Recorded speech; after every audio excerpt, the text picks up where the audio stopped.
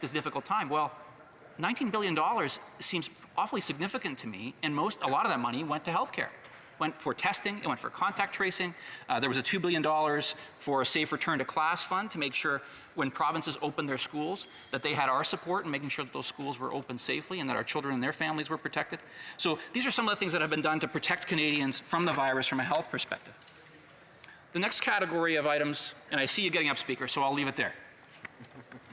Thank the honourable member for Etobicoke Centre, and he will have 5 minutes remaining in his time for his comments on the motion that's before the House, and then the usual 5 minutes for questions and comments thereafter. But now we'll go to statements by members. Déclaration de député. La première députée. The first member for Davenport. Thank you, Mr. Speaker. Every day, 1 in 8 Canadians struggle to put affordable, nutritious food on the table. During COVID-19, that number increased to 1 in 7. To address this issue, our federal Liberal government took urgent action during the pandemic by introducing a $100 million emergency fund, $50 million for the surplus purchase fund, and $25 million to Nutrition North Canada. Community Food Centres Canada, located in my riding of Davenport, is dedicated to addressing food insecurity and its root causes, and they are doing vital work across the country. According to a new report they published, 81% of food insecure people say it takes a toll on their physical health. 79% said it impacts their mental health, and 53% say it's a barrier to finding meaning in life. Community Food Centres let me know how excited they were to hear a commitment in the throne speech to specifically address food insecurity in Canada. Mr. Speaker, it is time to build a stronger, more equitable Canada. I look forward to working with all my colleagues in the House to implement our government's commitments in the speech from the throne and to make sure that all Canadians can have access to affordable nutrition. The honourable member for Calgary Confederation.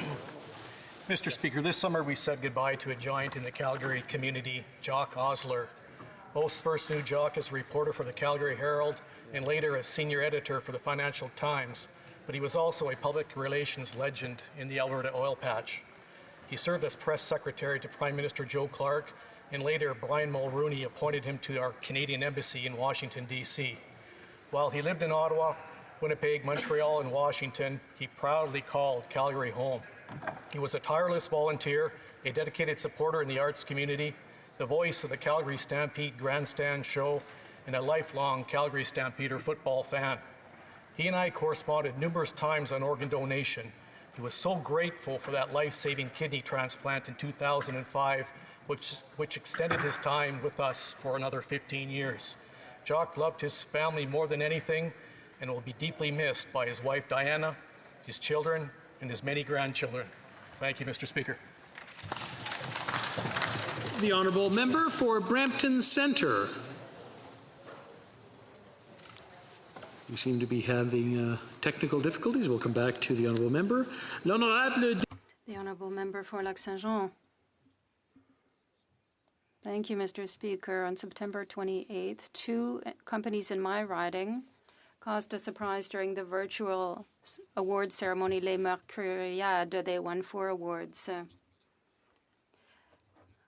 The health and safety at work was one of the awards.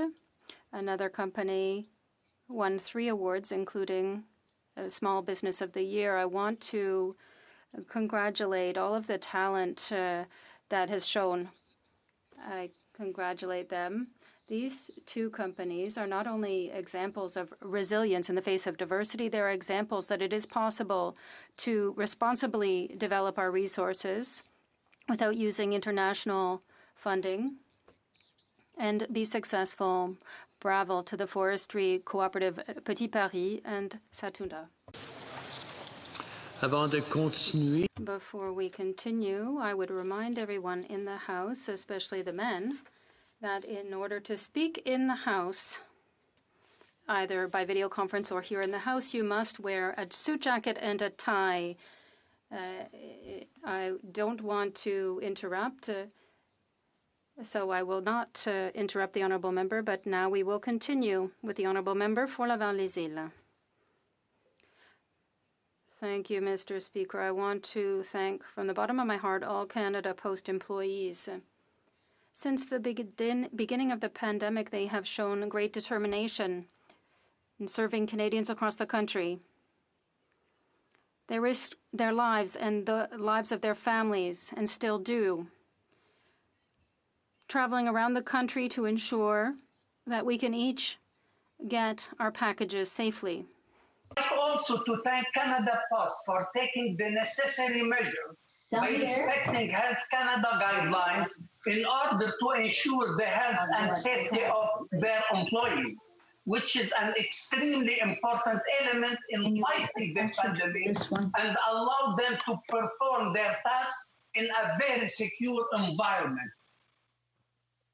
Je tiens à souligner leur excellent travail. I highlight their excellent work and dedication and the aid they provided to Canadians during these difficult days. Thank you, Speaker. The honourable member for Brampton Centre.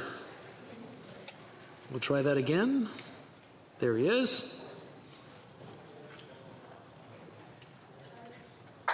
The honourable member for Brampton Centre. Thank you, Mr. Speaker. Thank you. Fourth foundation of the speech from the throne creates more inclusive Canada for Indigenous, racism, and Black communities. It's a great pragmatic step and need of the hour. My riding of Brampton Centre represents a significant proportion of Black business owners who have faced tremendous economic barriers to business success. During one of my interviews with Mr. Robert of FIFA Nigeria TV, I found a wave of optimism and elation at the first ever Black entrepreneur program, where government invested $221 million among the other partners. This fantastic program will economically empower the Black community to bring a lasting transformative changes, not only in my riding, but across the Canada. Thank you, Mr. Speaker. The honourable member for Calgary-Shepherd. I rise to honor Pastor Ray Matheson, retiring after a lifetime of service to Jesus Christ. Wherever there was a need or a want, Pastor Ray could be expected to act and make miracles happen. Ray would find beds for you Canadians, arrange food for the sick and the grieving, and a spare bed in his own home for those who were made homeless. He also had this sixth sense for knowing people. You could expect a call asking you at all hours of the day to help a stranger out, or one to ask you what you were in need of. My own story is around the night that my youngest daughter passed away 2 years ago. Somehow Pastor Ray knew at midnight that something had happened. He gave me a call and asked me whether I needed anything. And then at 1 a.m, he showed up at the hospital and stayed with us for hours until we were better. Mr. Speaker, Ray is like the Yellow Pages, Uber Eats, and a chief warrant officer all rolled into one. To Ray and his wife, Dee, have a very happy retirement. While his salary may be retired, we know that Ray remains the guardian angel of Calgary. The honourable member for Whitby.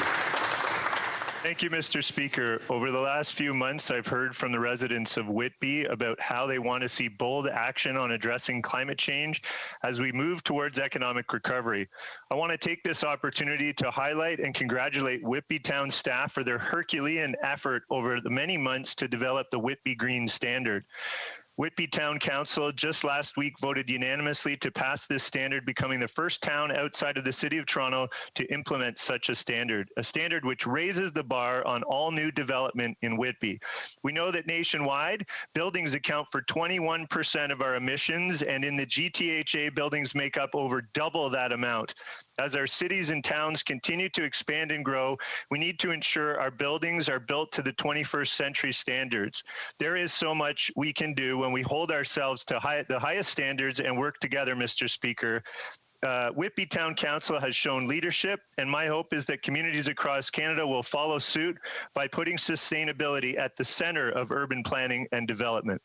Thank you, Mr. Speaker. The honourable member for Miramichi Grand Lake. Thank you, Mr. Speaker. I would like to extend my sincere thanks to the people of Miramichi Grand Lake for their strength and support during the COVID-19 pandemic. Public health asked those who could stay at home to do so, to minimize the spread of the virus, and I would like to thank everyone who did. I also want to thank the frontline workers who have kept us going through this pandemic. Merci aux employés des...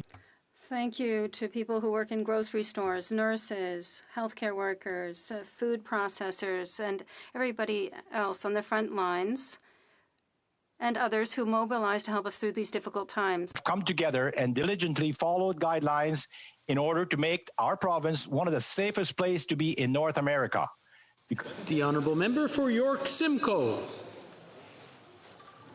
Thank you, Mr. Speaker. It's unbelievable. 362 days, almost an entire year, since the Deputy Prime Minister announced the reinstatement of the Lake Simcoe Cleanup Fund here on the shores of Lake Simcoe. And we're still waiting. After years of conservative investment, the Liberals canceled the cleanup fund in 2017, putting Lake Simcoe at risk. Sadly, the Liberals pledged to bring back the cleanup fund. Seems to be just another broken promise from a government that just can't deliver. The cleanup is needed now, but it doesn't stop there, Mr. Speaker. More needs to be done on the environment. Canadians are also looking for meaningful action on plastic waste. For too long, our country's been sending away its garbage for other countries to deal with. All too often, it ends up being disposed of improperly and eventually winds back up in our water, including lakes such as this. It's time for action on Lake Simcoe and for all MPs to support my private member's bill, C-204, to ban the export of plastic waste.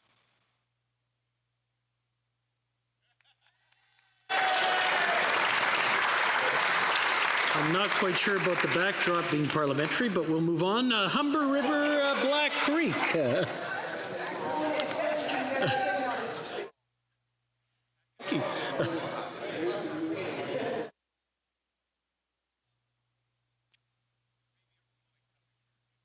I'm afraid the honourable member for Humber Black River, or Humber Creek Black River, you must be on mute because we can't hear you.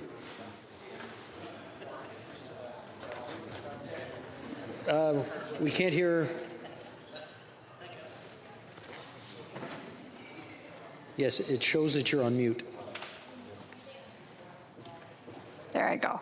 There we go. How is that? Okay. Thank you very much, Mr. Speaker. In 2002, I spoke at a press conference with former Member of Parliament Irwin Cotler to denounce the abduction and unlawful detention of Dr. Wang Binzhang by the Communist Party of China. Dr. Wang is the founder of the Overseas Chinese Democracy Movement, a former PhD student of medicine at McGill. He was inspired by Canada's democratic values and dreamed of a China where they could flourish.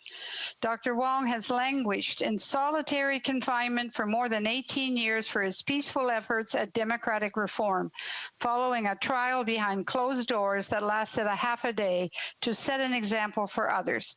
At 72 years old, his physical and mental health are seriously deteriorating after a number of debilitating strokes. I'd like to highlight the work of the Raoul Wallenberg Center for Human Rights and Wallenberg Advocacy Group at McGill Faculty of Law. Please, Mr. Speaker, enough is enough. Along with members from all 5 federal parties, I put my voice in calling on the Communist Party of China to immediately release Dr. Wang and reunite him with his family in Canada. The honourable member for Port Moody Coquitlam. Mr. Speaker, I rise in this House today to join the Jewish community in my riding across Canada and around the world in celebrating Sukkot. Last Friday night, Canadian Jews marked the beginning of this joyous 8-day festival. The festival commemorates the 40-year period during which the ancient Israelites wandered in the Sinai Desert while living in temporary dwellings. Traditionally, during the festival, many families build temporary outdoor shelters, sukkahs, to inhabit during this important feast. But sadly, Mr. Speaker, the reality of anti-Semitism continues to threaten the peace and freedom of Jewish people. The Jewish community in Canada remains the most targeted group for hate crime. We know from history that scapegoating and slanderous narratives against Jews incited a Holocaust that led to the murder of nearly 6 million Jews. Today and always, I express my solidarity with the Jewish people in standing against all acts of anti-Semitism, and on behalf of our Conservative caucus, I wish all Jewish Canadians celebrating Sukkot a Chag Sameach. The honourable member for Calgary, Nose Hill. The International Parliamentary Union is an international organization of national parliaments. One of its key initiatives is advancing gender parity among legislatures. So when Senator Salma Tulajan, a strong Canadian woman, put her name forward to become the president of this organization, I cheered. However, something curious happened. Parts of this organization, the IPU, are trying to bully her, the only woman on the ballot to withdraw her candidacy. As a female parliamentarian, I find it offensive that an international organization that purports to stand for women's participation in politics and that Canada sends a lot of tax dollars to support would entertain discussions to remove a female option for consideration. Senator Tulajan embodies a spirit of collaborative multilateralism that the world sorely needs right now. I call upon the Canadian government to publicly support her in her endeavour and publicly denounce efforts to prevent a strong Canadian woman from being on the ballot, and to remind the IPU how much Canada contributes to their organization. The honourable member for Vancouver East. Canada's housing crisis is rooted in the Liberals' cancellation of the National Affordable Housing Program in 1993. 230,000 Canadians experience homelessness each year. 1.7 million households live in substandard and unaffordable housing. Despite declaring housing as a basic human right in 2017, the Prime Minister has failed to back it up with meaningful action. The Liberal plan only aims to build 150,000 units of affordable housing over 10 years, effectively saying that it is acceptable to leave close to 100,000 Canadians without homes. The housing strategy was a prime failure from the start. The Rapid Housing Initiative of building 3,000 units is not enough when in Vancouver alone, we have over 2,000 people who are homeless. Government failures have real consequences. People are living in encampments like Strathcona. Indigenous families are losing their children because they do not have safe, affordable housing. No more recycling announcements, no more excuses. Canadians need real homes now. The Honourable Member for Abitibi Bay James Nunavut. Mr. Speaker, on October 4th every year, vigils are held to remember the many murdered and missing Indigenous women and girls. In my riding, the 7th Sisters in Spirit Vigil took place virtually on the face page of the Centre d'Amitié Autochtone in Val d'Or, which chose to turn to the arts to remember them. We remember in particular Joyce Echaquan, the young Indigenous woman who died last week in unacceptable circumstances.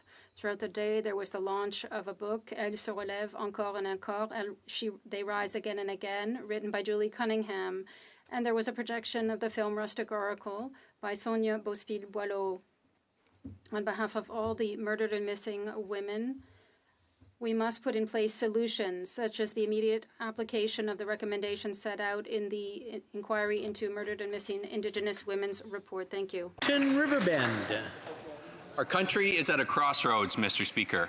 We're going through significant economic crisis, a health crisis due to the pandemic, but also a crisis of national unity.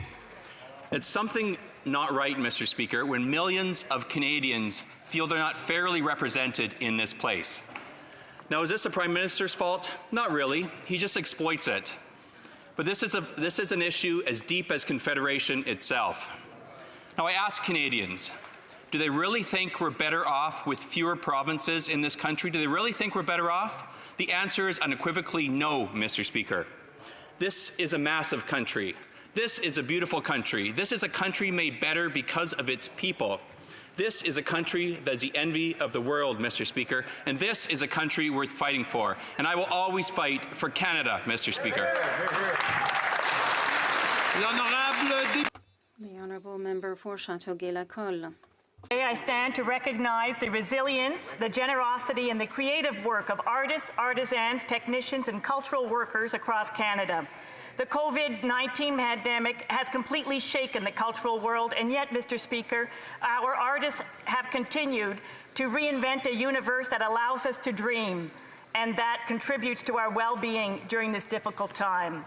Monsieur le Président, dans la circonscription Mr. Speaker, in the riding of Châteauguay-Lacolle, organizations, artists, and craft people have demonstrated creativity and determination to allow people to continue to have fun throughout quarantine. I'm thinking of the Grand Châteauguay Société, Museum Society, the Arts and Bruit Festival, the Cœur du Village Cultural and Community Bistro in Saint-Isidore. I want to congratulate painter and sculptor Louise Page in Sainte-Martine, first woman who won the Reynold Pichet Award provided by the MRC Beauheur-Salaberry Cultural Council. Thank you. Oral questions, question orale, the Honourable Leader of the Opposition. Monsieur le Président, here.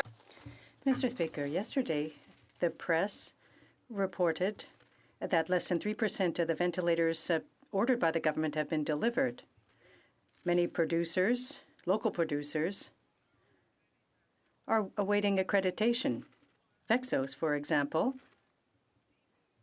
obtained a contract for many respirators in May, but it's just now received its accreditation. Why is the government dragging its feet during a pandemic? The Honourable Deputy Prime Minister. Mr. Speaker, I must admit that our government is taking the pandemic very seriously. That is why we have worked day in and day out to purchase items that we need to fight the pandemic. With respect to the ventilators, I must thank all Canadians who have worked so hard to build the ventilators here in Canada, even in my riding. The Leader of the Opposition. Jour et nuit, Monsieur le Président. Day and night, Mr. Speaker. But in May, the Prime Minister said that it was important to get ready for the second wave. In May, the Prime Minister announced that we would have thousands of ventilators by the fall. It's the fall now, Mr. Speaker. And we've only received 3% of what he's promised. Why does the Liberal government always fail to deliver the goods? The Honourable Deputy Prime Minister. Mr. Speaker, I apologize, but that is not true. The reality is that our government has purchased from abroad and here in Canada many ventilators. And now we have enough ventilators across the country for the second wave. At the same time, we continue to purchase ventilators, medication, testing materials to be prepared to help Canadians in our fight against this virus. The Honourable Leader of the Opposition. 3% of the ventilators they promised have been delivered. That's a failure, Mr. Speaker. Last week, the Canadian Medical Association raised the alarm that healthcare workers were going to run short of gowns, masks, gloves, and other PPE. The author of the SARS Commission report said this government got it wrong in the first wave. We know the government's been late on rapid tests. We know they've been slow and late on ventilators. Mr. Speaker, is this government going to come once again short for our nurses, our doctors, our PSWs, as they prepare to help us in the second wave? The Honourable Deputy Prime Minister. Mr. Speaker, our nurses, our doctors, our personal support workers are not just preparing to help us, they are helping us. They are fighting the second wave right now. And that is why I am so grateful to all the Canadians who have thrown themselves into the manufacture of ventilators, who have thrown themselves into procuring ventilators. And the reality is we can be confident going into the second wave that we have the ventilators we need. When it comes to other forms of PPE, the reality is we have been so busy purchasing it that additional warehouse space has had to be found to. The Honourable Leader of the Opposition. Mr. Speaker, 2 weeks ago, the government laid out an agenda that failed to mention energy workers even once.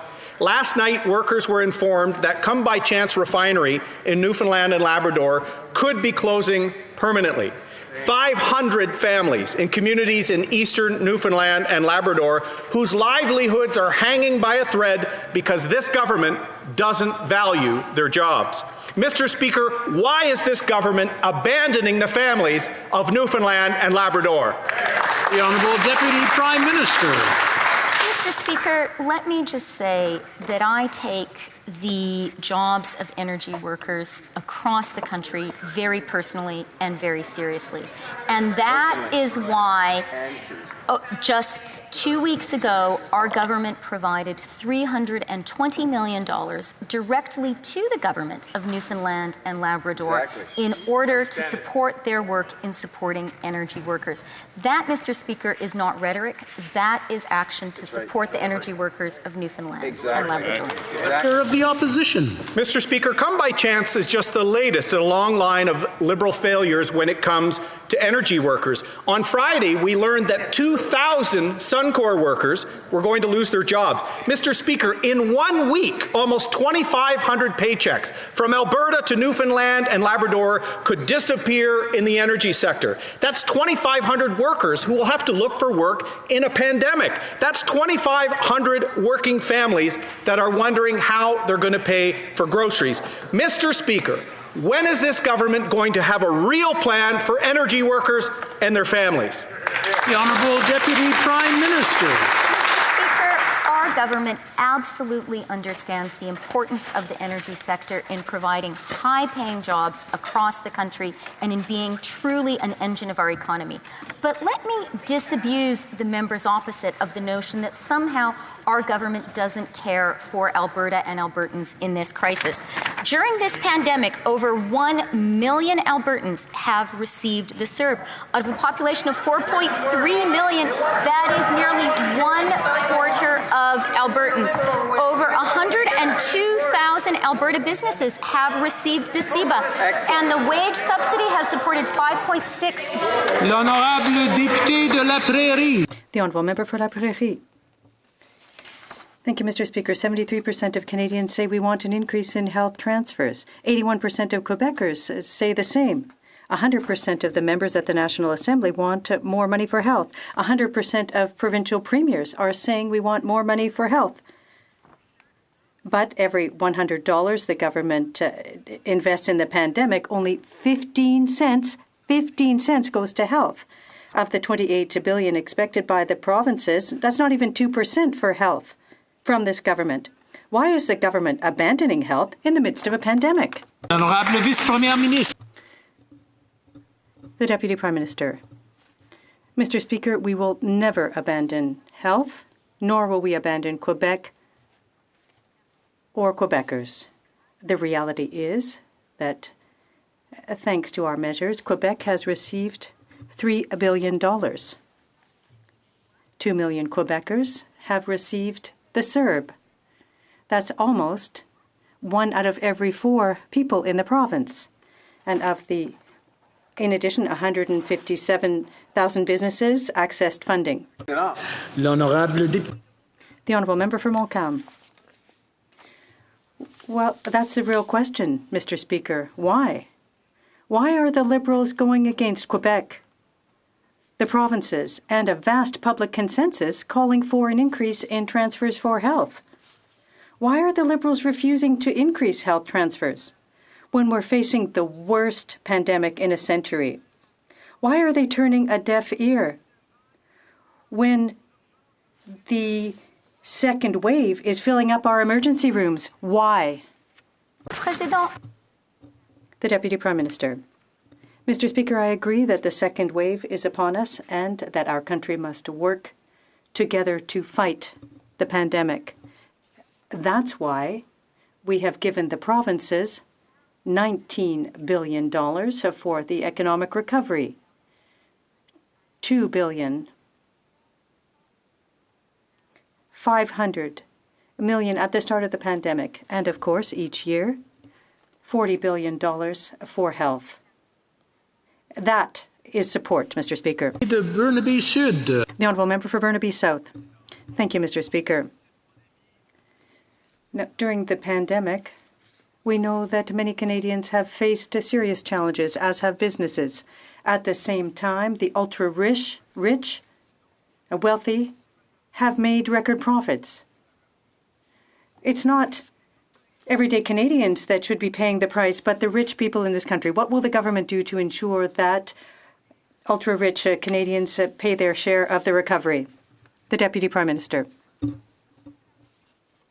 Thank you, Mr. Speaker. As we said in the throne speech, we are going to find ways for dealing with extreme inequalities when it comes to wealth, namely by limiting certain actions, and by focusing on tax evasion. We must all pay our fair share, especially during a crisis. The honourable member for Burnaby South. Mr. Speaker, speaking of profits, we've learned that private clinics are charging between $50 to $250 for private tests for COVID-19. This is the exact opposite of what our public healthcare system believes in, where everyone has access. We heard from a Toronto mother, Carolyn McIsaac, who waited 4 hours for a test, and she was asked whether private testing was a solution. She said, no, of course not. I quote, all people should have equal access to testing. So what will the Prime Minister say to Carolyn to make sure we have a public healthcare system that works for everyone, not those who can pay for it? The Honourable Deputy Prime Minister. Mr. Speaker, that is a great question, and through you, I would like to say to Carolyn, I agree with her wholeheartedly. One of the great strengths and prides of Canada is we have universal access to our healthcare system. Everyone is treated the same.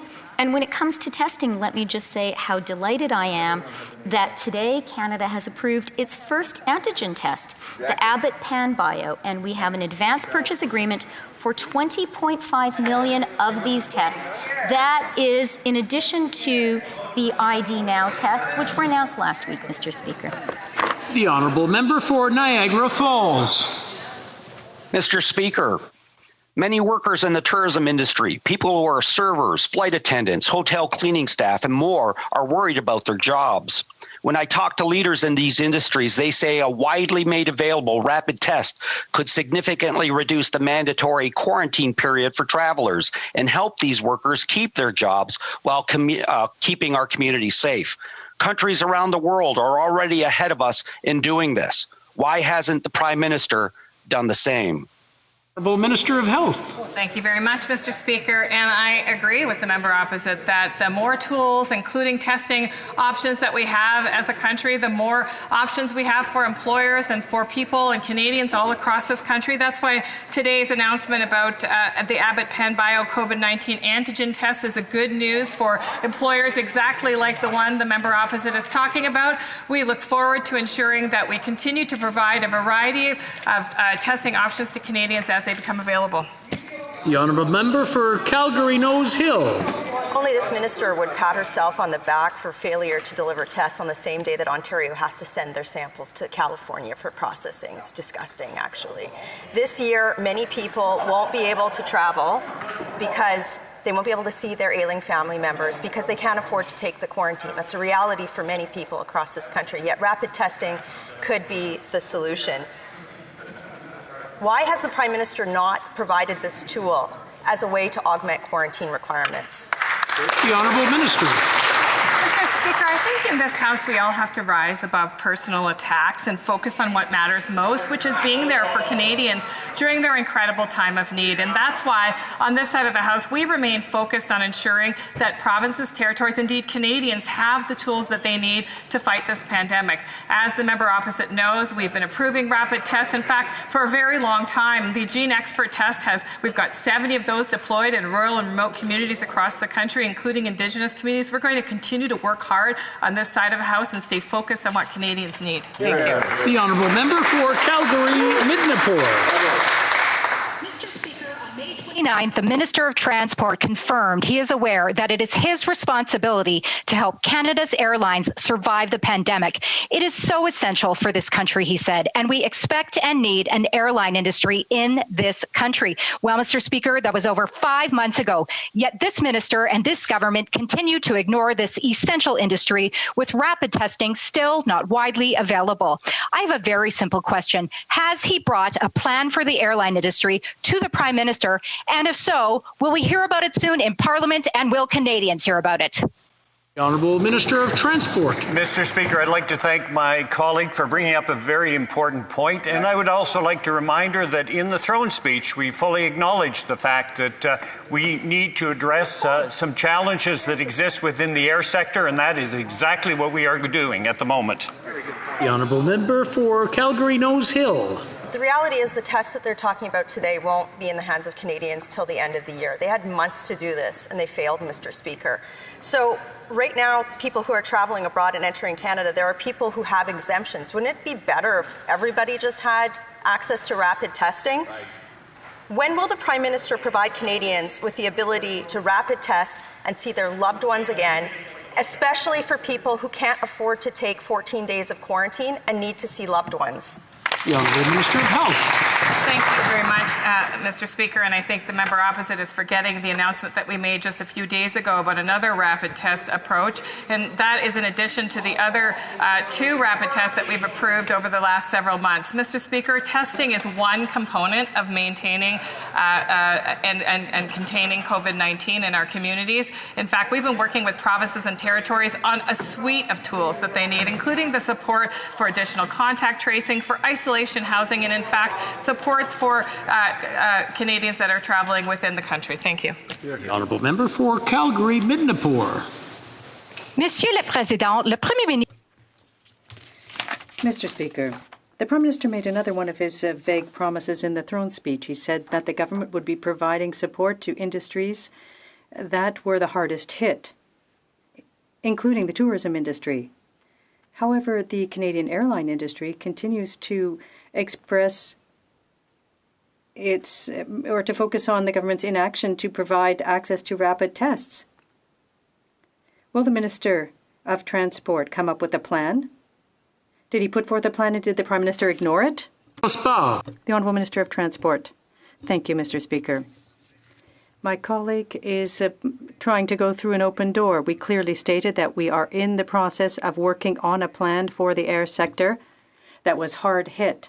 And we mentioned that, in fact, in the throne speech. We are working on that important file so that Canadians can continue to fly in our country's aircraft. Honourable Member for Calgary Nose Hill.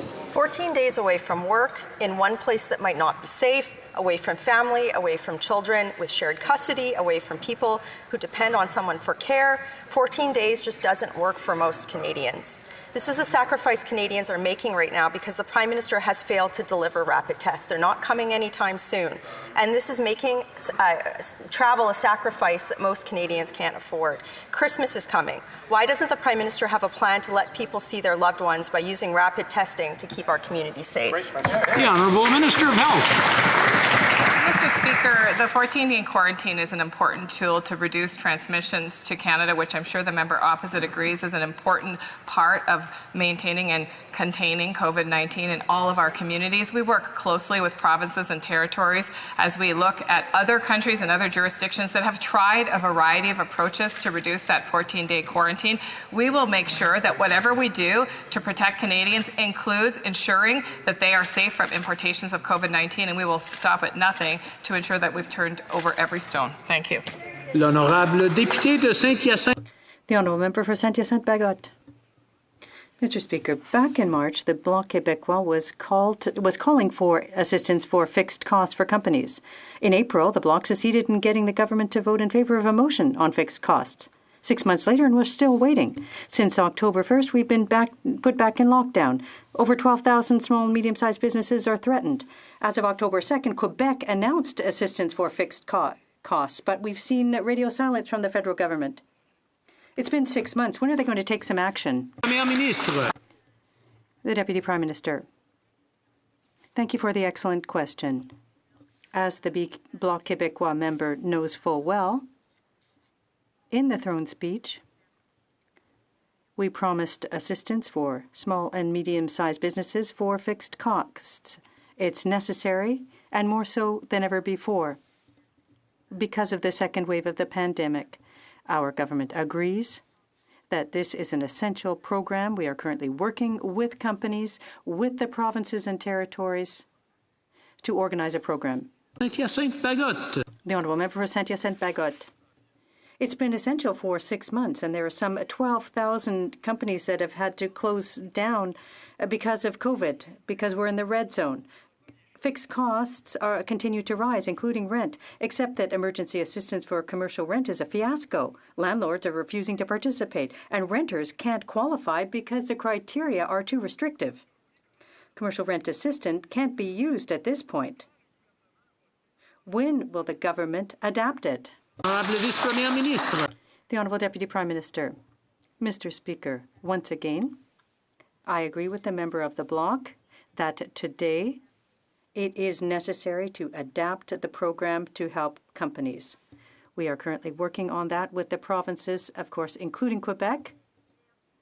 Yesterday, in fact, I had a discussion with the Quebec Minister of Finance on this issue, and I'd like to point out that Canada will always stand up for Quebec. Almost 25% of Quebecers received the CERB. Member for Regina Wascana. Mr. Speaker, last week, the Alaska to Alberta Railway Development Corporation received the necessary American permit to move that project forward. This $17 billion private sector initiative is a true nation-building project that will connect the Yukon and Northwest Territories with the rest of Canada, all while creating 28,000 jobs. Can the government confirm that it supports this initiative to open up Canada's north? The Honourable Minister of the Environment. Mr. Speaker, we are firmly committed to ensuring that sustainable projects get built in this country and that they are assessed in a timely, fair and rigorous way. With respect to this specific project, we have not yet received an initial project description, but like with all projects, if and when we receive it, we will assess it. The Honourable Member for Calgary-Midnapore. Mr. Speaker, we know that this Prime Minister loves to kill projects in Western Canada. The Alaska to Alberta Railway Project is a $17 billion private sector initiative that will connect Western Canadian resources to international markets. But the Prime Minister has already hinted that he will use his old friend Bill C-69 to kill this project for the sake of the West, for the sake of the Yukon and Northwest Territories, for the sake of all Canadians. Will the Prime Minister put aside his own selfish ideology and say yes to this project? The Honourable Minister. Mr. Speaker, I don't know how many other ways I can say it. We have not yet received an initial project description on this project. As soon as we do, we will certainly assess it in accordance with the processes that are in place. The Honourable Member for Calgary, Rocky Ridge. Mr. Speaker, Suncor announced 2,000 more layoffs in the energy industry. This industry supplies the world with ethical energy, creates the wealth underpinning our social programs, and the workers have had enough. Enough of the rhetoric that has sent jobs and investors fleeing to other countries. Enough job-killing laws like C-69 and C-48. Enough of the project cancellations. When will this government admit that it is responsible for destroying thousands of jobs, dividing the country, and enriching foreign energy suppliers? The Honourable Minister. Mr. Speaker, let me start by saying that we're all thinking about the workers at Suncor who are facing uncertainty, worrying about their jobs and their future. Across the globe, oil and gas producers are coping with two crises, a global pandemic and the aftershocks of a global price war. Companies in Canada, in the U.S., around the world are reacting. They're shifting operations, but it's workers who are bearing the brunt of it. In the face of these shifts in the oil sector, our government is working with workers and their communities. We will support them. We will continue to support them. Workers are at the heart of everything that we do, Mr. Speaker. Member for Calgary Centre. Mr. Speaker, 2,000 jobs lost at Suncor is devastating, and equally devastating is the non-answers we continue to get on these matters. This is 5 years of indifference from this government towards an oil and gas sector that has been the heart and soul of this country for decades. We need this government, and our industry deserves this government, to actually commit to this. What we need is a regulatory system that works for Canadians. We need a taxation system that works for the industry, and we need a commitment to deliver our products to market. When and where is going to be the support that has been promised, not within hours or days or weeks, but now over 6 months ago? The Honourable Minister.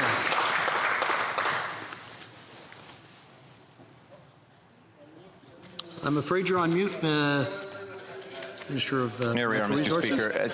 Let me repeat that. As Suncor said, the sad news of layoffs are a direct result of, quote, the unprecedented drop in oil prices, the continued impact of the global pandemic and economic slowdown, as well as continued market volatility. This is painful news for workers here in Canada and around the world, but we hardly rhetoric, Mr. Speaker. We've taken unprecedented action to support oil and gas workers through the emergency wage subsidy, through our $1.7 billion orphan and inactive wells program, and through our supports to upgrade facilities on the offshore. We'll keep it up, Mr. Speaker, and we will keep supporting our oil and gas workers. Honourable Member for Vancouver Kingsway. Mr. Speaker, Canadians are experiencing the worst public health crisis in a century, one that will only end with an effective treatment or vaccine. Yet, without a public pharmacare system, they have no assurance that they will have universal access to these life-saving medications. Yesterday, the NDP government in British Columbia announced that any COVID-19 vaccine will be provided at no cost to British Columbians. Will the Government of Canada ensure that all Canadians receive free vaccinations against COVID-19 once they are developed? The Honourable Minister of Health. Mr. Speaker, I think it's important that all Canadians have access to a vaccine when the vaccine is available. I'll be working with my colleagues at the provincial and territorial level to ensure that we can ensure vaccines are available to Canadians to help combat the pandemic. Thank you. The Honourable Member for Hamilton Centre. Mr. Speaker, while this Liberal government's own COVID vaccine task force appears riddled with conflicts of interest from the pharmaceutical industry, Canadians continue to languish at the prospects of an even more severe second wave. And yet, in British Columbia, Premier John Horgan has committed to providing free vaccines once approved and available. So instead of helping their friends in Big Pharma, will the Liberal government finally take the profits out of the pandemic and utilize publicly owned agencies such as the National Research Council's facility in Montreal, where they just put $44 million, and immediately begin the development of a publicly available COVID-19 vaccine? The Honourable Minister.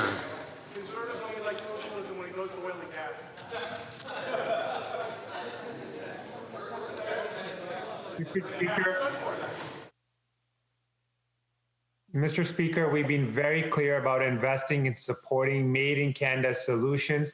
The member opposite highlights the important investment that we made at the NRC Royal Mount facility. This will enable us to produce up to 24 million doses annually. We will make sure that we continue to work with our provinces and territories and determine the best path forward to make sure that Canadians have access to safe and effective vaccines when they are available. The Honourable Member for Richmond Hill. Mr. Speaker, in the speech from the throne, our government announced increasing access to mental health resources and a distinction-based mental health strategy. As the chair of the All-Parliamentary Mental Health Caucus, our priority is to explore funding models for community-based initiative while addressing the intersectionality of mental health wellness application. My question is to the Minister of Health. Can the Minister kindly expand on the specific distinction of this funding, and how will the Minister ensure that there is an intersectional approach to the funding so marginalized communities like the Indigenous community and Black community can be supported? Thank you. The Honourable Minister. Well, thank you very much, Mr. Speaker, and I'd like to thank the member for his hard work on the issue of mental health. We know there are significant and unique challenges faced by Black Canadians and other racialized populations, especially during the COVID-19 pandemic. And through the Mental Health for Black Canadians initiative, we're investing $10 million to support 16 community-based projects across Canada. But within this fund, we're actively looking for projects related to addressing the unique needs of Black LGBTQI+ Canadians. And through these projects, we hope to help improve culturally focused mental health supports for Black Canadian communities throughout the pandemic and well into the recovery. The Honourable Member for Edmonton Mill Woods. Mr. Speaker, it has been nearly a month since Mohammed Aslam Zafis was murdered in front of IMO Mosque in Toronto by an individual with apparent links to neo-Nazi groups. Studies have shown that since this government took power, the number of white supremacist groups in Canada has increased by over 300%.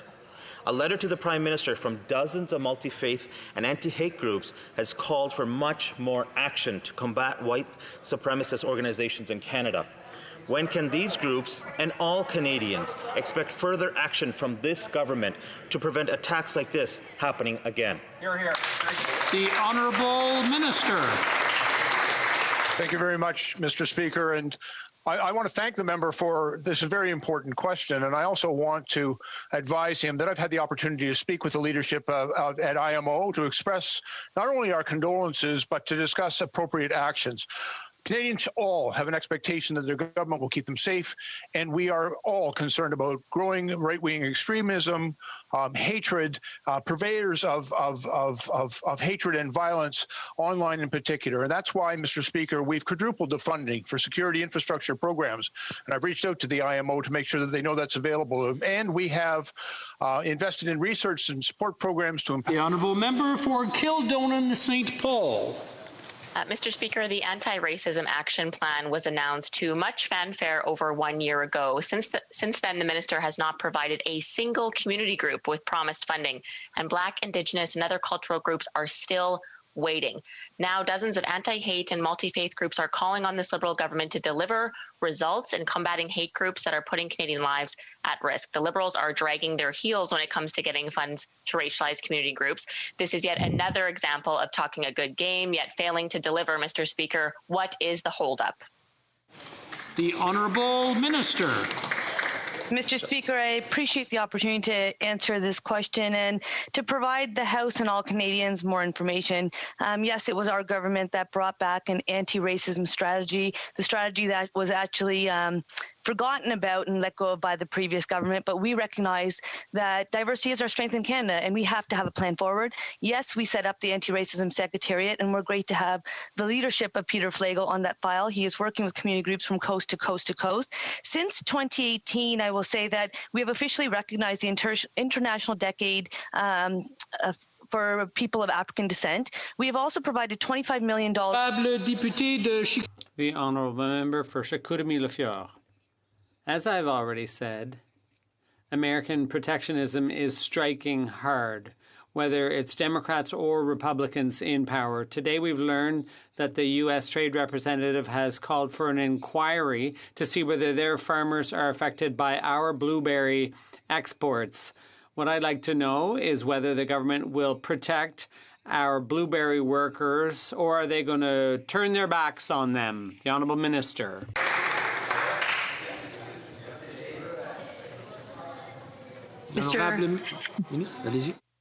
Mr. Speaker, thank you. I want to thank the Honourable Member for that really important question.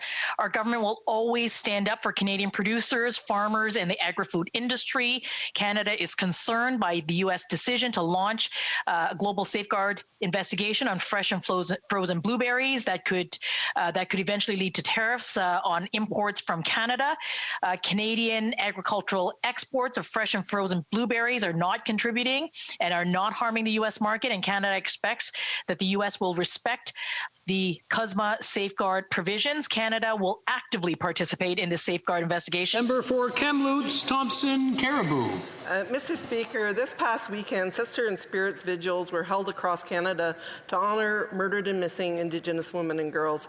This is an ongoing and devastating tragedy. It's been 16 months now, and they've been sitting on the results from the National Inquiry's final report.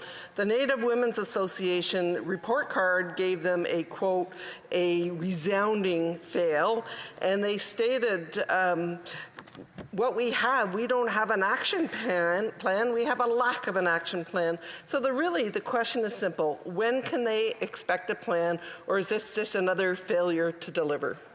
The Honourable Minister. Mr. Speaker, our hearts are with the survivors and the families of the missing and murdered Indigenous women, girls, Two-Spirit, and gender diverse people.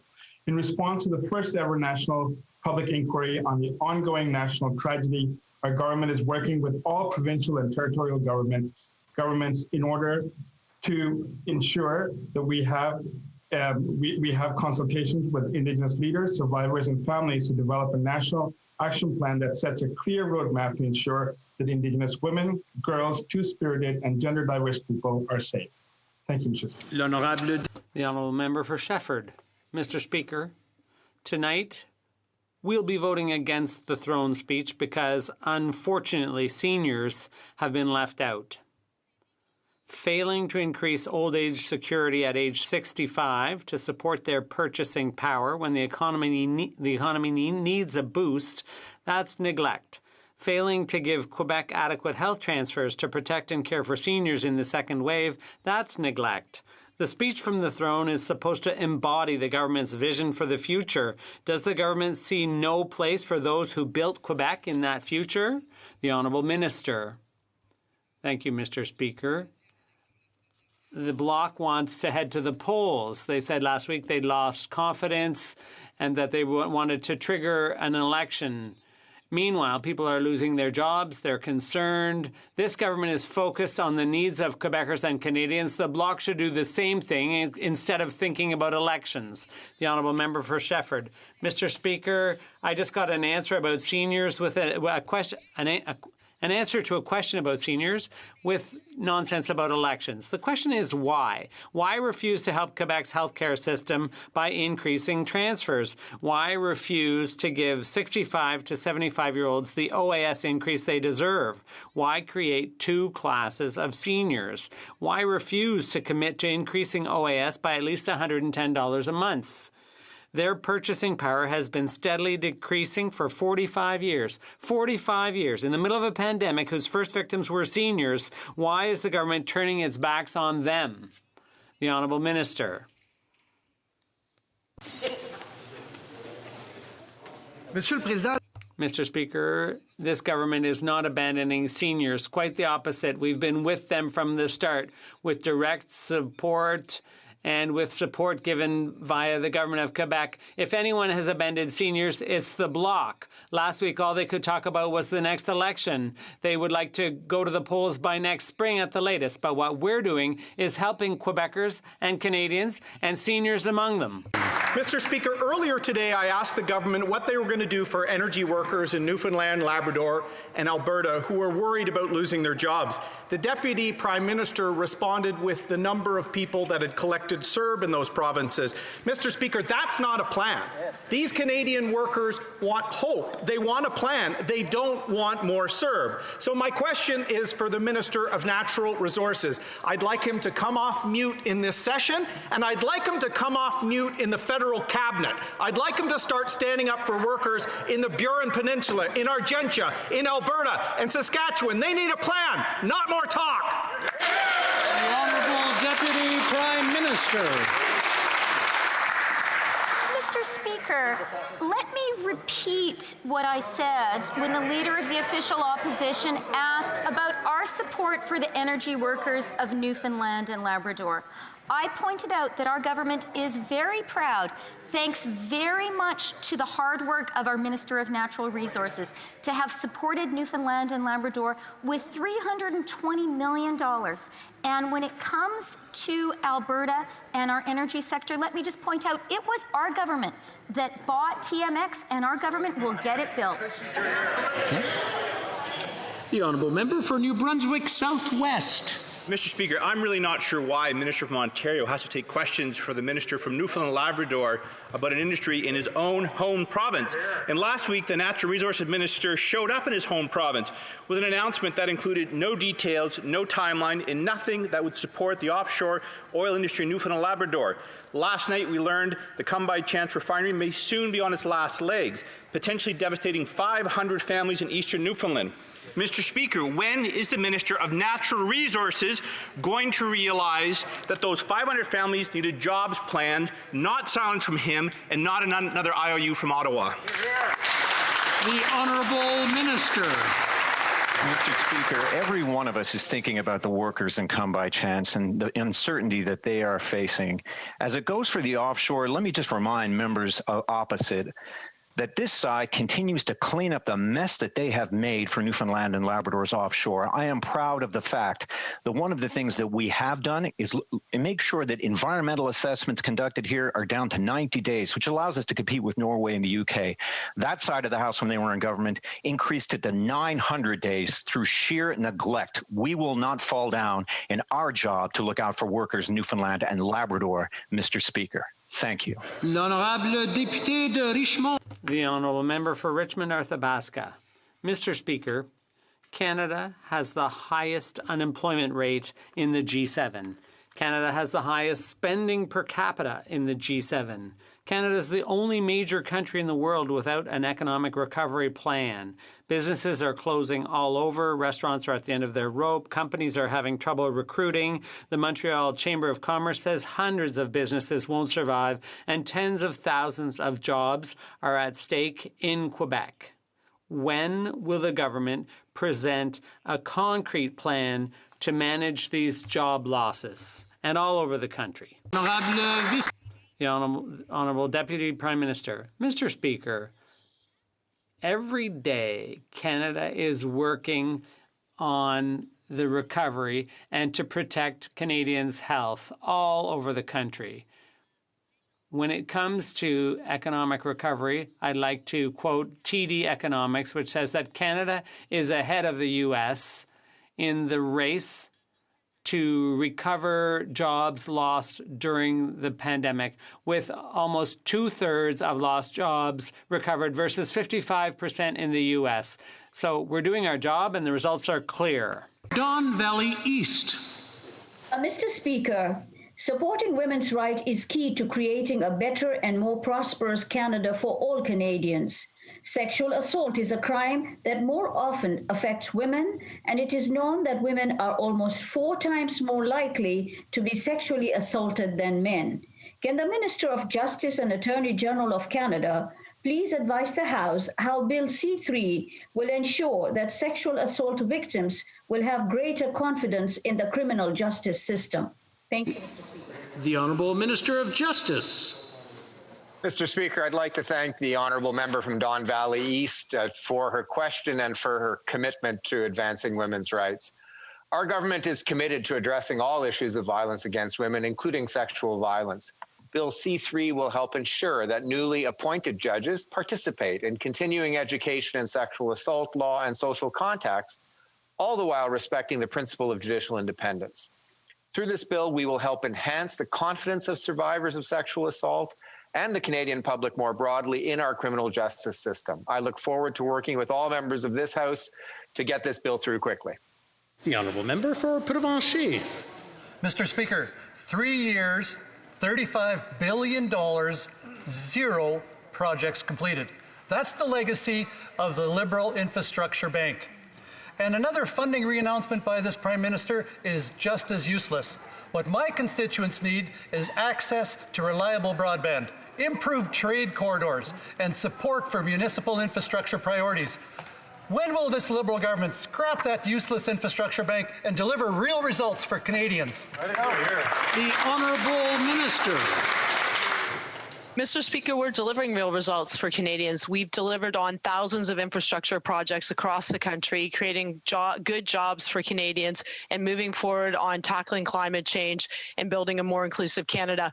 But just in terms of the Infrastructure Bank's announcement last week, let me give you some of the positive feedback. Federation of Canadian Municipalities, that this growth plan sends positive signals to rural communities across the country. We especially welcome significant financing opportunities to improve high-speed internet service nationwide. Clean Energy Canada. The plan will help build a more competitive and resilient economy, creating jobs for Canadians while tackling climate change. I could go on. The Honourable Member for Battleford's Lloydminster. Mr. Speaker, the COVID-19 pandemic has intensified the digital divide between rural and urban Canada. Whether it's to work from home or to access government services or even telehealth, the pandemic has only made internet and cellular service more essential. Yet, my constituents living in rural Saskatchewan are being left behind.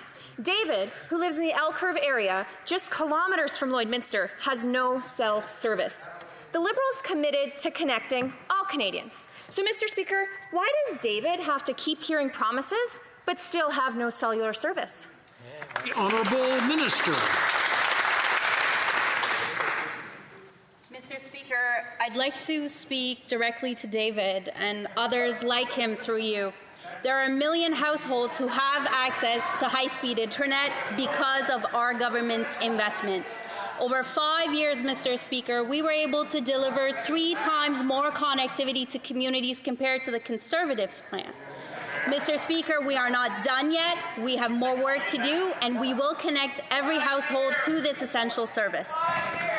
The honourable member for Montmagny-Lillet, Kamouraska, Rivière-du-Loup. Mr. Speaker, Cindy Aslin has 3 kids. She lives on County Road 6 in Sainte-Lucie-de-Beauregard in my riding. High-speed internet doesn't make it all the way to her house, and if schools were to close, their school year could be compromised. Following its reheated infrastructure announcement last week, can the government guarantee Ms. Aslin that high-speed internet will be available on County Road 6 in my riding, and if so, when? The Honourable Minister. Particularly difficult time for parents with children and those who have kids in school. I want to let my colleague know that as per our conversation, I'm committed to working with him to connect his communities. The Universal Broadband Fund will be opening soon. Under our plan, Mr. Speaker, the number of households in Quebec that have been connected in the last 5 years are 5 times greater than the number of households in Quebec that were connected under the Conservatives' plan. We've done that in half the time. We're not done yet, Mr. Speaker, and I look forward to his support. Hear, hear. The honourable member for Mississauga, Erin Mills. Mr. Speaker, this year has been hard for many of my constituents who have been separated from their loved ones due to this pandemic and border closures. Can the Minister of Immigration, Refugees and Citizenship please update this House on how our government plans to reunite them while also maintaining the safety of Canadians because of COVID-19? The Honourable Minister of Immigration. Well, thank you, Mr. Speaker, and I want to thank my honourable colleague for her excellent question and her hard work. One of the ways in which we are going to overcome this pandemic is by keeping families together. That is why I announced that my department would process 49,000 family sponsorship applications before the end of this year, why we announced last Friday that we would expand family reunification in consistency with our restrictions at the border, and why we announced yesterday the parent and grandparent program, which will see 40,000 families approved this year and next, Mr. Speaker. Our government will continue to reunite families while keeping Canadians healthy and safe. Thank you. The honourable member for London, Fanshawe. Mr. Speaker, women-led businesses are a key driver of our economy in London and across Canada, and women are more likely to own newer and smaller businesses. But from a lack of universal childcare to failing small business supports like the Commercial Rent Assistance Program, for all their talk about feminism, the Liberals aren't actually getting anything done. The failed program is gone, and Liberals are telling small business owners to wait longer. Women are tired of waiting for Liberals to keep their promises. When will they deliver the help women, small business owners need to keep their shops open? The Honourable Minister of Families. Mr. Speaker, we are committed to setting up a national system of early learning and childcare that emphasizes quality and affordability for parents. We recognize the gap between men and women participation in the labour market. That is why childcare has been a priority for our government. We've created over 40,000 spaces since 2015. We are on track to invest an additional $7.5 billion. And I want to remind the honourable member that the last time a Liberal government tried to set up a national, fully funded childcare system, it was the NDP that joined the Conservative Party to sink it. The honourable member for Nanaimo, Ladysmith. Thank you, Mr. Speaker. From the fracking wellhead through processing and transportation to end consumption, fracking gas releases fugitive methane emissions every step of the way. Methane is 80 times more potent than CO2 as a greenhouse gas in the first 20 years after it's released. This means right now, during this short window, we have to avert catastrophic climate change. Real climate action cannot succeed while we allow fracking in this country. Will this government ban fracking across Canada? The Honourable Minister of the Environment. Thank you, Mr. Speaker. We certainly agree that action needs to be taken in the very near term to address the catastrophic effects of climate change. As the throne speech committed, we will be moving forward in the very near term with an enhanced climate plan that will enable Canada to exceed its 2030 targets. Certainly, methane is an important component of that. As the honourable member likely knows, we put in place regulations with respect to reducing methane emissions a couple of years ago, and those are moving forward. We certainly will need to look at other methane emissions on a go-forward basis. That's all the time we have for questions today. C'est tout le temps. That is all the time we have. After discussions amongst the representatives of all the parties of the House, I believe that there is consent to observe a moment of silence for Joyce Eshwakan. Pause to mourn the tragic, senseless death of Joyce Eshwakan. 7 enfants ont perdu. 7 children lost their mother. And friends, take some comfort in the sorrow of all members who wish to demonstrate their respect for Joyce Eshwakan. I now invite honourable members to rise. J'invite les honorables députés de... I now invite honourable members to rise.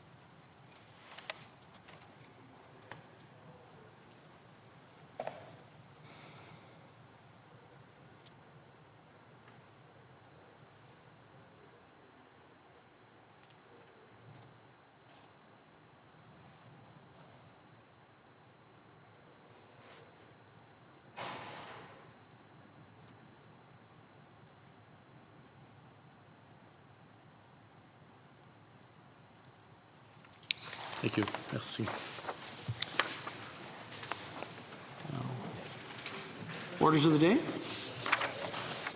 Ordre du jour, adresse en réponse au... Orders of the day, addressed in reply to the speech from the throne. Resuming debate, the honourable member for Etobicoke Centre has 5 minutes remaining. Thank you, Speaker. And just before question period, I was speaking about some of the elements of the throne speech that are particularly important, I think will be particularly impactful to members of my community. I'd spoken about how the throne speech proposes measures to protect Canadians, and now what I wanted to talk about was how we're supporting Canadians through the pandemic. We all know very well that countless people across Canada and my community in Etobicoke Centre are suffering as a result of the pandemic economically. Many have lost their jobs, many incomes have been impacted and declined. So there's a number of measures that we've implemented and will be implementing through the throne speech going forward to address these challenges, Speaker. So the first category of things is supporting workers and their families. That's why we created the CERB, so Canadians could continue to pay their bills. But we're also transitioning to a redesigned EI program, Speaker, one that allows people to qualify more easily, one that will allow self-employed workers to qualify, and a number of other programs that we're launching very shortly as well to support Canadians who need help through this pandemic. We're also taking measures through the throne speech to create jobs, Speaker. And part of that is a plan to create 1 million jobs, and part of that is an extension of the wage subsidy to help those companies who continue to struggle to keep their workers or